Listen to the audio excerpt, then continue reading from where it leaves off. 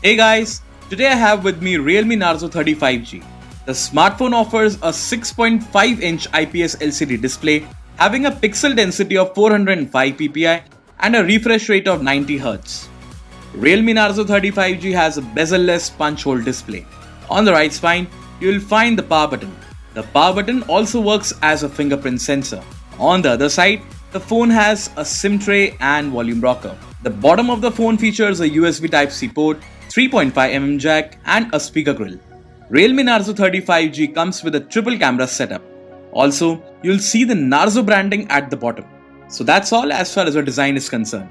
Now, let's get into the details about the internals. The Realme Narzo 35G comes with a MediaTek Dimensity 700 chipset with 7nm fabrication. For multitasking, you will get 6GB of RAM and the internal capacity of the smartphone is 128GB, which can be further expanded up to 1TB. Realme Narzo 35G offers a 5000 mAh battery powered by a 15-watt fast charging facility.